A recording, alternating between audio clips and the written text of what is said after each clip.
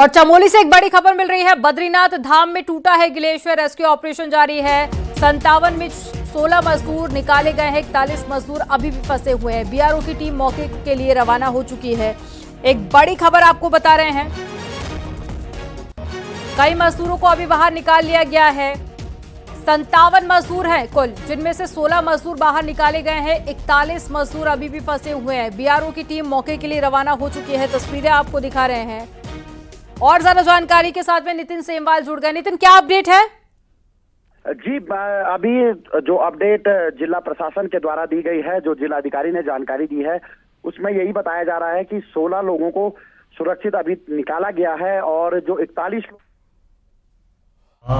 माणा और माणा पास के बीच में एक अवलांच की सूचना प्राप्त हुई है, जहां बीआरओ एजेंसी के अराउंड 57 लेबर्स काम करते हैं बर्फ़ हटाने का, वो कैंप्ड थे वहाँ पे। और हमारी जो टीम्स हैं वो मोबिलाइज हो गई हैं, आर्मी, आईटीबीपी, एसडीआरएफ और एडमिनिस्ट्रेशन की टीम। एक्टिव रेनफॉल है हमारे डिस्ट्रिक्ट में और हायर डिस्ट्रिक्ट में एक्टिव स्नोफॉल है, तो इसलिए हम हेली सर्विसेज अभी यूटिलाइज नहीं कर पा रहे हैं और मूवमेंट में भी डिफ़िकल्टी हो रही है। और वहाँ कोई सैटेलाइट फ़ोन और अन्य ऐसे कोई उपकरण उपलब्ध नहीं होने के कारण स्पष्ट कम्युनिकेशन वहाँ नहीं हो पा रहा है हम लोगों का उनसे।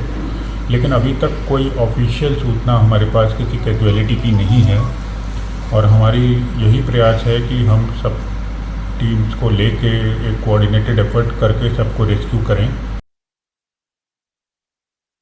सुरक्षित निकाल लिया गया है, बाकी के लिए सभी प्रयास चल रहे हैं। सभी प्रकार की तैयारियां यहाँ पर कर ली गई हैं। एम्बुलेंस से लेकर आईटीबीपी की मदद ली जा रही है, अन्य संस्थाओं की मदद ली जा रही है।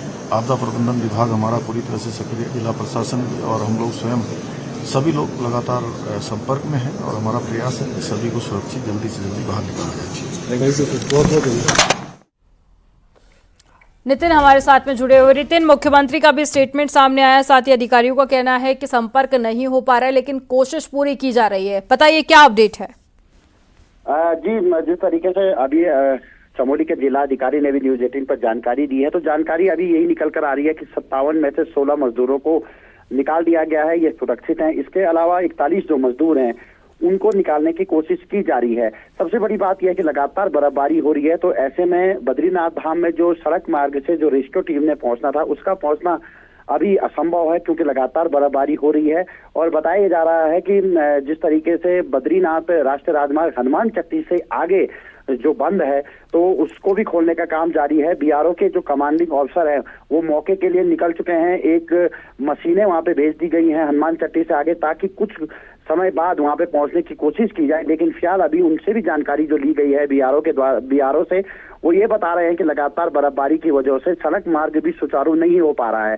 फिलहाल बद्रीनाथ धाम में जो आईटीबीपी की टीम मौजूद है, वो टीम वहां पे रेस्क्यू कर रही है। बीआरओ के जो अधिकारी और जो मजदूर बद्रीनाथ धाम में रहते हैं, वो वहां पे रेस्क्यू अभियान चला रहे हैं। और अब से लगभग 1 घंटे बाद कुछ और मजदूरों को निकाल दिया जाएगा, ऐसा अभी प्रशासन के द्वारा बताया जा रहा है। जी, करंट सिचुएशन आप क्या वहां पर देख पा रहे हैं? कितना और वक्त लगेगा सभी मजदूरों को बाहर निकालने में? अभी थोड़ी देर पहले जो स्टेटमेंट सामने आया था, उसमें कहा गया कि संपर्क नहीं हो पा रहा है। क्या कोई सफलता मिलती हुई नजर आ रही है? जो अंदर फंसे हुए हैं उनसे संपर्क हो पाए? जी, अब प्रशासन के पास केवल बीआरओ, आईटीबीपी और गढ़वाल स्काउट की जो एक वहाँ पे टीम रहती है, उससे ही संपर्क हो पा रहा है, क्योंकि बद्रीनाथ धाम में संपर्क बिल्कुल बंद हो चुका है। जब कपाट बंद होते हैं तो तब से यहाँ पे संपर्क सिस्टम को कम कर दिया जाता है। लेकिन बर्फबारी के बाद यहाँ पे संचार सेवाएं बंद हो गई हैं, तो जिसकी वजह से काफी गैप प्रशासन और रेस्क्यू टीम के बीच बन रहा है। हालांकि कोशिश ये की जा रही है कि जो वहाँ पे सेना के जो अधिकारी जवान है उनसे संपर्क किया जाए। लेकिन सबसे बड़ी बात यह है कि अगर वो मजदूर वहाँ पे फंसे हुए होंगे और अगर किसी की हालत खराब हो गई, यानी कि स्वास्थ्य खराब हो गया, तो दिक्कत आ सकती है सबसे बड़ी मेडिकल की। वहाँ पे मेडिकल की सुविधाएं इतनी मौजूद नहीं होंगी, क्योंकि बीआरओ के पास भी सीमित मेडिकल सुविधा होगी, आईटीबीपी के पास भी सीमित मेडिकल सुविधा होगी। तो ऐसे में कहीं ना कहीं ये चुनौती थोड़ी सी प्रशासन के सामने जरूर अब मजदूरों के स्वास्थ्य को लेकर बनेगी। लेकिन फिलहाल सभी भगवान बद्री विशाल से प्रार्थना ही कर रहे हैं कि सभी लोग सुरक्षित रहें और मौसम थोड़ा सा ठीक होता है तो सभी को पैदल या अन्य माध्यमों से सड़क मार्ग से नीचे की तरफ लाया जाए, यानी कि जोशीमठ तक उनको पहुंचाने की कोशिश की जाएगी। लेकिन अब मौसम अगर साफ होता है तो सब कुछ इसी पर निर्भर करेगा जी।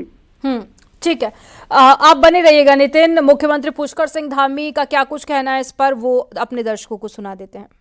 16 को सुरक्षित निकाल लिया गया है, बाकी के लिए सभी प्रयास चल रहे हैं। सभी प्रकार की तैयारियां यहाँ पर कर ली गई हैं। एम्बुलेंस से लेकर आईटीबीपी की मदद ली जा रही है, अन्य संस्थाओं की मदद ली जा रही है। आपदा प्रबंधन विभाग हमारा पूरी तरह से सक्रिय, जिला प्रशासन भी, और हम लोग स्वयं सभी लोग लगातार संपर्क में हैं और हमारा प्रयास है कि सभी को सुरक्षित जल्दी से जल्दी बाहर निकाला जाए।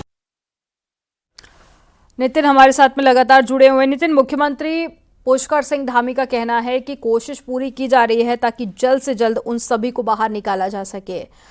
जब भी इस तरह के हादसे की या घटना की जानकारी मिलती है उसमें मौसम का अपना एक अलग रोल होता है। अभी फिलहाल कैसी स्थिति बनी हुई है मौसम की, क्या अनुकूल है जो रेस्क्यू ऑपरेशन किया जा रहा है उसके? जी, मौसम बिल्कुल भी रेस्क्यू के अनुकूल नहीं है और जिस तरीके से लगातार बर्फबारी वहां पे हो रही है, यानी कि मौसम बिल्कुल भी बदला हुआ है। बर्फबारी लगातार बद्रीनाथ धाम हो, चाहे जो निचले इलाके हों, पांडुकेश्वर, हनुमान चट्टी, गोविंद घाट, जहां से कि रेस्क्यू की टीम ने बद्रीनाथ धाम की तरफ जाना है तो वहां पे लगातार बर्फबारी हो रही है। मौसम सामान्य नहीं है और अभी मौसम विभाग ने थोड़ी देर पहले ही रेड अलर्ट भी पहाड़ों में जारी किया हुआ है बर्फबारी बारिश को लेकर। तो कहीं ना कहीं जो पैदल मार्ग से पहुंचने की जो प्रशासन कोशिश कर रहा है फिलहाल उसमें तो सफलता नहीं मिलेगी। अब सब कुछ निर्भर बद्रीनाथ धाम में जितने भी लोग, चाहे वो मास्टर प्लान में कार्य कर रहे हों और चाहे वो गढ़वाल स्काउट के जो आर्मी के जवान हैं या आईटीबीपी या अन्य पुलिस के जो जवान हैं या बीआरओ के जो जवान हैं, वो वहां पे जाके उन लोगों की मदद जरूर करेंगे और वही लोग वहां पे अभी मदद भी कर रहे हैं। तो सब कुछ निर्भर केवल जो बद्रीनाथ धाम में मौजूद लोग हैं उन पर ही निर्भर प्रशासन है। और जैसे जैसे मौसम बदल रहा है, बहुत ज्यादा बर्फबारी हो रही है, तो वैसे कहीं ना कहीं इस रेस्क्यू को करने में मुश्किलें जरूर पैदा होगी। अगर मौसम खुलेगा, मौसम अगर ठीक साफ हो जाएगा बद्रीनाथ धाम में, तो हो सकता है कि प्रशासन हेलीकॉप्टर से वहां पे रेस्क्यू कर सकता है, क्योंकि मौसम अगर ठीक होगा तो हेलीकॉप्टर आराम से बद्रीनाथ धाम में उतर सकता है।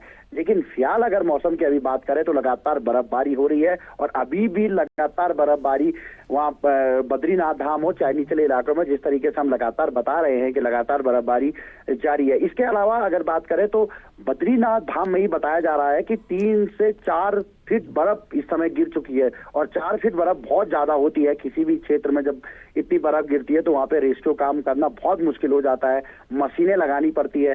तो हो सकता है कि अब बीआरओ की टीम जो बद्रीनाथ धाम में मौजूद है वो अपने जो सड़क कटिंग के काम में जो मशीनें वहां पे मौजूद है उनको लगाएगी वहां पे और बर्फ को साफ करने के बाद उन मजदूरों तक पहुंचने की कोशिश करेंगे।